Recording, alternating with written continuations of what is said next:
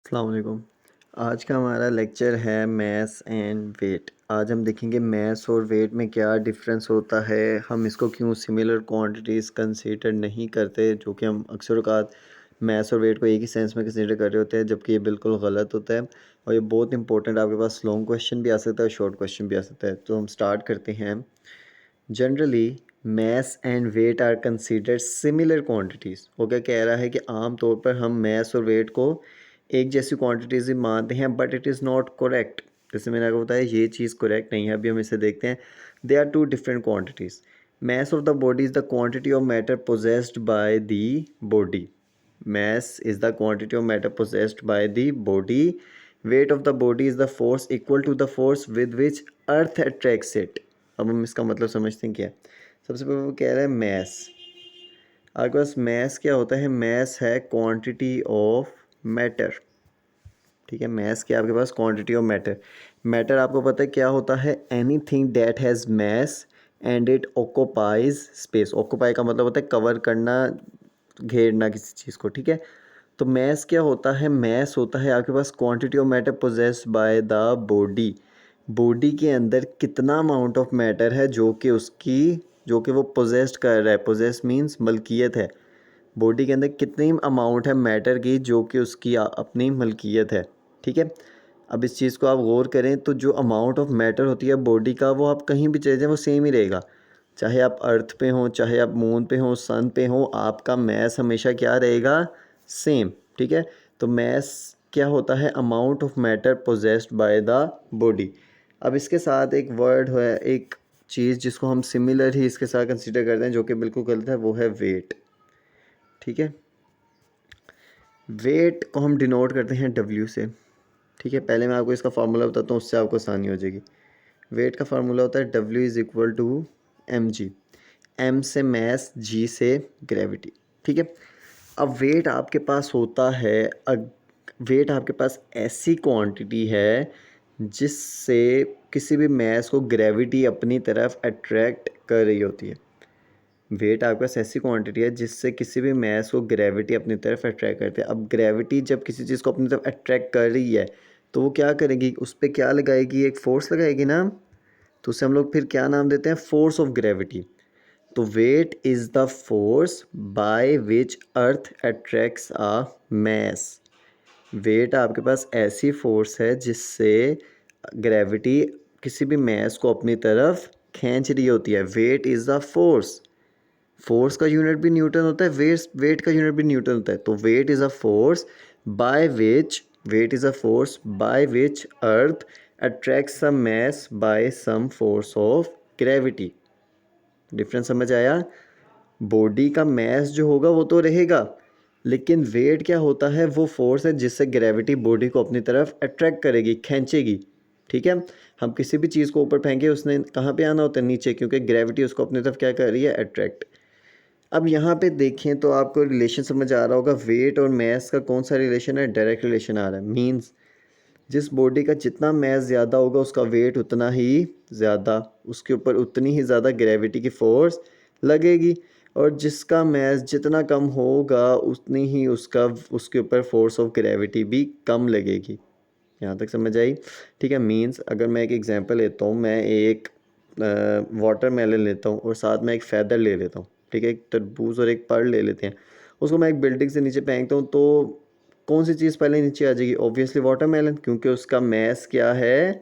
ज़्यादा। उस पर फोर्स ऑफ ग्रेविटी, वेट की अमाउंट क्या होगी? ज़्यादा। इस वजह से उसको ग्रेविटी ज़्यादा जल्दी खींच लेगी। उसके बरक्स अगर आप फैदर को देखेंगे, उसको क्या लगेगा? टाइम लगेगा। उसको ग्रेविटी की अमाउंट क्या लग रही है? कम लग रही है। ठीक है, लेकिन एट द एंड हर चीज़ ने कहाँ पे आना है? अर्थ की तरफ अट्रैक्ट ही होना है। तो mass is the quantity of matter possessed by the body and weight is the force equal to the force with which earth attracts it. अब मैंने आपको बताया कि मैस जो है वो आपका जगह के साथ change, it does not change with change of the place. लेकिन वेट आपका किस पे डिपेंड करता है? जी पे। अर्थ पे जी की वैल्यू क्या है आपके पास? 10। मून पे जी की वैल्यू आपके पास है अप्रोक्सीमेटली 1.6। इस तरह सन पे आपके पास 330 कुछ है। तो जैसे ही जी की वैल्यू चेंज होगी आपका वेट भी मुख्तलिफ जगहों के हिसाब से आपका वेट क्या होता जाएगा, चेंज होता जाएगा। ठीक है, नाउ अब हम चलते हैं स्केलर एंड वेक्टर क्वांटिटी की तरफ। तो मैस क्या है आपके पास है scalar quantity. Okay, now scalar quantity कौन सी क्वांटिटी होती है, ऐसी क्वांटिटी जिसके लिए हमें सिर्फ किस चीज़ की ज़रूरत हो, मैग्नीट्यूड की।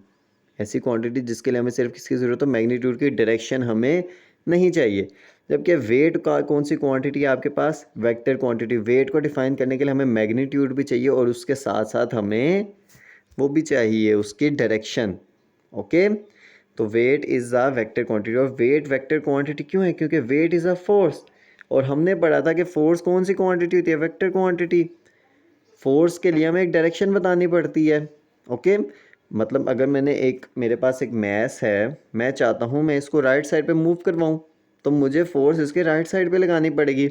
ऐसे थोड़ी होगा अगर मैं इधर भी फोर्स लगाऊँ, डायरेक्शन मैं कोई भी डायरेक्शन कंसीडर ना करूँ, मैग्नीट्यूड बस कंसीडर करूँ, मैं ऊपर फोर्स लगाऊँ और मैं एक्सपेक्ट करूँ कि ये ब्लॉक राइट साइड पे मूव करना शुरू हो जाएगा।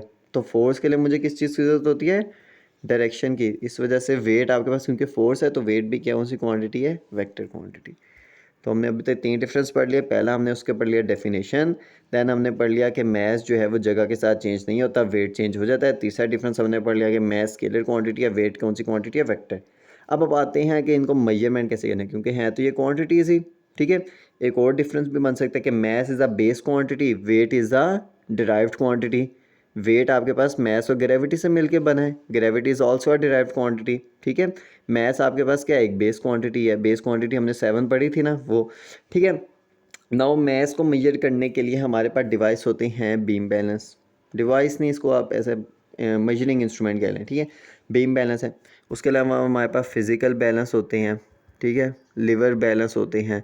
आप दुकानों पर जाएँ, इलेक्ट्रिकल बैलेंस होते हैं। ठीक है, बहुत ज़्यादा बैलेंसेज हैं मैस को मेजर करने के लिए। ओके, अब देखिए अगर आप दुकान पे जाएं सब्ज़ी लेने या कोई सामान लेने, तो वो केजीज़ में वेट रख रहा होता है, न्यूटन्स में नहीं वेट रखता। तो मीन्स वो क्या मेजर कर रहा होता है, बॉडी का mess.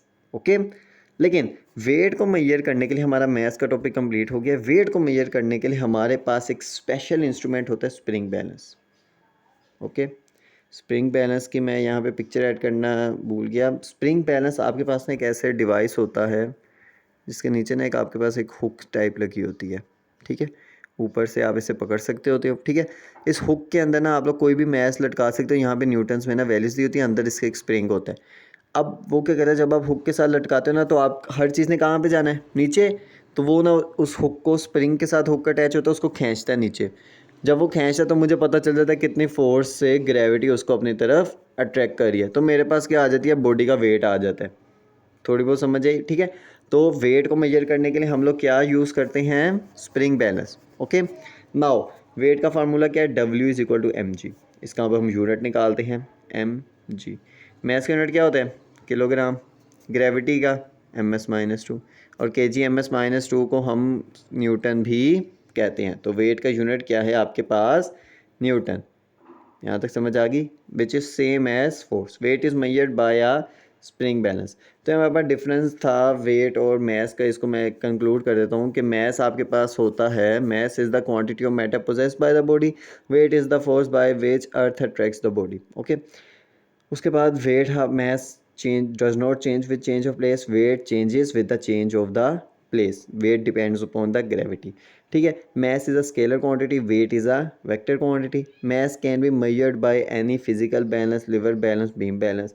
Weight can be measured by a spring balance. There are other instrument also to measure weight, लेकिन हम लोग यहाँ पे स्पेसिफिक कौन सा यूज़ करेंगे, स्प्रिंग बैलेंस। फिर हमने पढ़ा वेट का फार्मूला mg, उससे हमने यूनिट निकाला न्यूटन। तो वेट कौन वेट फोर्स है, तो इस वजह से ये कौन सी क्वांटिटी थी, वेक्टर क्वांटिटी। तो इस तरह आपका 5-6 लाइन्स का इनका डिफरेंस हो जाएगा। ठीक है, सेकेंड, वेट आपके पास जो होता है वो कौन सी क्वांटिटी है, डिराइव्ड क्वांटिटी। मैस कौन सी क्वांटिटी है, बेस क्वांटिटी। तो इस तरह हमने तकरीबन 6 to 7 डिफरेंसेस पढ़ लिए हैं।